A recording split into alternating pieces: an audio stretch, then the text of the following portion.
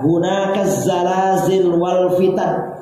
Di Najd itu akan terjadi banyak kegoncangan dan fitnah. Wa hunaka yatlu'u qarnus syaitan. Dan di Najd itu akan muncul si tanduk syaitan. Kata para ulama, tanduk syaitan ini adalah ajaran Wahabi karena munculnya dari Najd. Kemudian dituduh bahwasanya Syekh Abdul Wahab adalah dakwah syaitan. Arab Saudi ini syaitan semuanya, kan bahaya seperti itu. Hanya melihat satu lafal kemudian tidak melihat lafal-lafal yang lain. Dan sini kita dituduh itu tanduk syaitan, dakwah syaitan. Kita tidak boleh seperti itu ya. Dalam riwayat yang lain sangat jelas. Ya Rasulullah, wa fi Iraqina, tadi riwayat yang lain, ya Rasulullah bagaimana dengan Najd kami? Kenapa engkau tidak doakan? Dalam riwayat yang lain, Rasulullah bagaimana dengan Irak kami? Irak maksudnya. Karena Rasulullah SAW sudah sebutkan Syam, sudah sebutkan Yaman, tinggal Irak, kok Nabi tidak doain? Faraddadaha thalathan, Rasulullah SAW tidak jawab. Sampai sahabat mengulangi 3 kali, ya Rasulullah kenapa engkau tidak mendoakan Irak? Maka Rasulullah SAW berkata, bihaz zalazil wal fitan, sungguhnya di Irak itu akan muncul kegoncangan dan fitnah-fitnah. Wa fiha yatlu'u qarnus syaitan, dan di situ akan muncul tanduk syaitan. Ternyata yang dimaksud dengan Najd itu bukan Najd di Arab Saudi, tapi Najd di mana? Di Irak. Kenapa Anda cuma melihat satu lafal, tidak melihat lafal-lafal yang lain? Memaksa-maksakan menafsirkan tanda-tanda hari kiamat dengan atau masa depan yang diramalkan oleh Nabi dengan penafsiran mentakyin, memvonis si fulan yang dimaksud dengan tanduk syaitan. Ini ketidakadilan dan kezaliman. Seakan-akan bahwasanya negara Arab Saudi itu merupakan tanduk syaitan seluruhnya. Ini enggak benar. Seorang harus adil, jangan ikut hawa nafsu. Kumpulkan seluruh lafal-lafal hadis.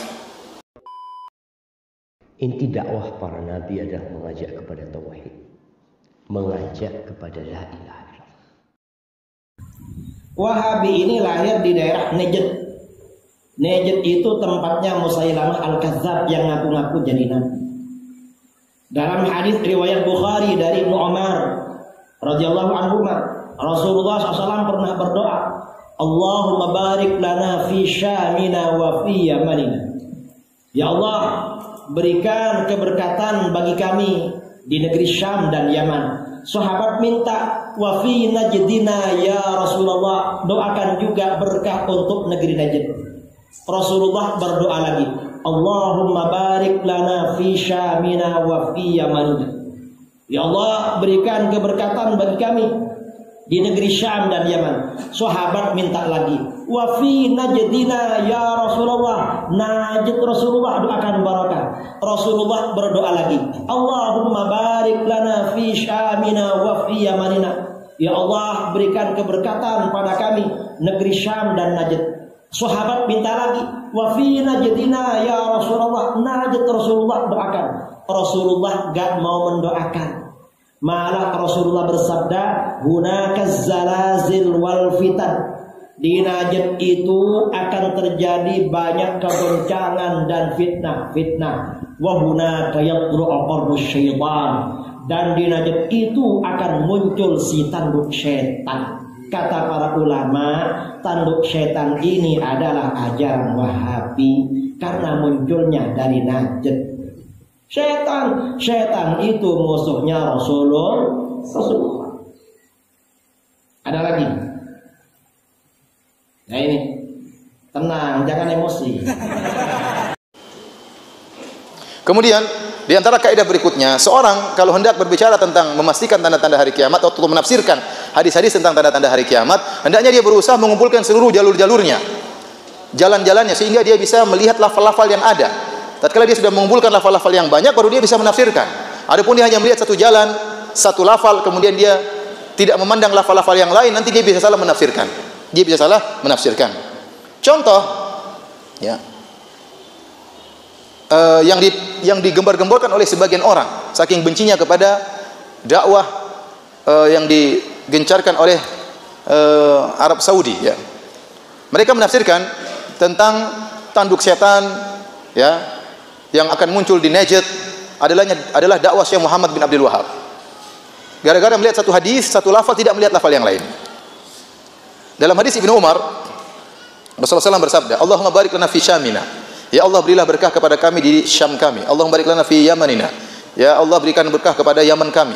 Qalu ya Rasulullah wa fi Najdina. Ya Rasulullah, bagaimana doa untuk berkah bagi Najd kami? Rasulullah SAW mengulangi lagi, ya Allah, berikanlah berkah kepada negeri Syam, berikanlah berkah kepada Yaman. Mereka pada saat bertanya lagi, ya Rasulullah wa fi Najdina, ya Rasulullah, bagaimana dengan Najd kami? Maka Rasulullah SAW mengatakan hunalika zalazil wal fitan.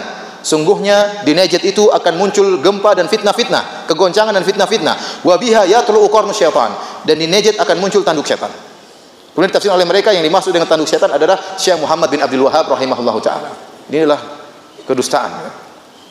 Mereka memastikan sekarang ini dimaksud dengan tanduk setan adalah siapa? Syekh Muhammad bin Abdul Wahhab. Padahal negara Arab Saudi berdiri atas perjuangan siapa? Syekh Muhammad bin Abdul Wahhab rahimahullahu taala bekerja sama dengan Imam Muhammad bin Saud. Berdirilah tegak negara Arab Saudi. Dan kita bisa merasakan bagaimana berkahnya negara tersebut sekarang ya. Dahulunya kabilah-kabilah saling bermusuh-musuhan, negara saling perang-perangan. Dengan berdirinya negara Arab Saudi, Jazirah Arab bisa bersatu dengan kenyamanan dan ketentraman. Syariat Islam ditegakkan. Saya katakan bahwa negara Arab Saudi salah satu dari kebaikan Syekh Muhammad bin Abdul Wahhab rahimahullahu taala. Ya, keamanan, ketentraman yang kita rasakan, orang-orang berhaji, berumrah dengan tentram, dengan nyaman. Salah satu kebaikan dari Syekh Muhammad bin Abdul Wahhab rahimahullah. Maka sering saya sampaikan, Syekh Muhammad bin Abdul Wahhab rahimahullahu taala di sisi mata orang Arab Saudi seperti tuanku Imam Bonjol di sisi orang-orang Indonesia, bukan sekedar ulama tapi sekaligus pahlawan. Karena dia adalah seorang pahlawan dan ulama yang ikut serta dalam mendirikan kerajaan Arab Saudi. Oleh karenanya keturunannya sampai sekarang dihormati. Ya. Seperti mufti Arab Saudi masih keturunan Syekh Muhammad bin Abdul Wahhab rahimahullahu taala. Salah satu imam di Masjid Nabawi masih keturunan Syekh Muhammad bin Wahhab rahimahullahu taala. Menteri agama masih keturunan Syekh Muhammad bin Abdul Wahhab rahimahullahu taala. Banyak keturunan dia yang masyaallah menjadi orang-orang alim. Ya, kemudian dituduh bahwasanya Syekh Abdul Wahhab adalah dakwah syaitan. Arab Saudi ini syaitan semuanya, kan bahaya seperti itu. Hanya melihat satu lafal kemudian tidak melihat lafal-lafal yang lain. Dan sini kita dituduh itu tanduk syaitan, dakwah syaitan. Kita tidak boleh seperti itu ya. Dalam riwayat yang lain sangat jelas. Ya Rasulullah, wa fi Iraqina, tadi riwayat yang lain, ya Rasulullah bagaimana dengan Najd kami? Kenapa engkau tidak doakan? Dalam riwayat yang lain, Rasulullah bagaimana dengan Irak kami? Irak maksudnya. Karena Rasulullah SAW sudah sebutkan Syam, sudah sebutkan Yaman, tinggal Irak, kok Nabi tidak doain? Faraddadaha thalathan, Rasulullah SAW tidak jawab. Sampai sahabat mengulangi 3 kali, ya Rasulullah kenapa engkau tidak mendoakan Irak? Maka Rasulullah SAW berkata, bihaz zalazil wal fitan, sungguhnya di Irak itu akan muncul kegoncangan dan fitnah-fitnah. Wa fiha yatlu qarnu syaitan, dan di situ akan muncul tanduk syaitan. Ternyata yang dimaksud dengan Najd itu bukan Najd di Arab Saudi, tapi Najd di mana? Di Irak. Kenapa Anda cuma melihat satu lafal, tidak melihat lafal-lafal yang lain? Memaksa-maksakan menafsirkan tanda-tanda hari kiamat dengan atau masa depan yang diramalkan oleh Nabi dengan penafsiran mentakyin, memvonis si fulan yang dimaksud dengan tanduk syaitan. Ini ketidakadilan dan kezaliman. Seakan-akan bahwasanya negara Arab Saudi itu merupakan tanduk syaitan seluruhnya. Ini enggak benar. Seorang harus adil, jangan ikut hawa nafsu. Kumpulkan seluruh lafal-lafal hadis. Dan ini yang dipahami oleh para sahabat. Abdullah bin Umar Ibnu Umar radhiyallahu anhuma yang meriwayatkan hadis ini. Dia yang pernah memperingatkan ahlul Irak, penduduk negeri Irak. Dia berkata, "Ya ahlul Irak, wahai penduduk negeri Irak, ma as'alukum anis saghirah wa arkabakum lil kabirah." Aku tidak bertanya kepada kalian tentang sesuatu yang kecil kemudian aku menjerumuskan kalian dalam perkara yang besar. Sami'tu Abi Abdullah bin Umar Sami'tu Abi Abdullah Ibnu Umar, aku mendengar, ini kayaknya dari Salim ya. Dia berkata, aku mendengar dari Abu Abdullah Ibnu Umar, dari Ibnu Umar, yaqul, sami'tu Rasulullah sallam, aku mendengar Rasulullah sallam bersabda, innal fitnata taji'u min hahuna. Sungguhnya fitnah akan muncul dari sini. Wa auma abiyadihi nahwal masyriq, dan Rasulullah sallam beri isyarat ke arah timur. Min haitsu yatlu qarnu syaitan, tatkala muncul tanduk syaitan. Dia sedang berbicara tentang penduduk apa? Irak. Dia ingatkan di sini muncul banyak muncul apa? Fitnah di Irak. Jadi yang dimaksud dengan tanduk syaitan bukanlah di Najd Arab Saudi, tapi di mana? Di Irak. Dan kenyataannya benar. Lihat apa yang terjadi di Irak. Utsman bin Affan radhiyallahu anhu dibunuh oleh orang-orang yang datang dari Irak. Mereka berkumpul kemudian datang membunuh Utsman bin Affan. Kemudian juga Husain radhiyallahu anhu dibunuh di Karbala, dan itu juga di mana? Di Irak.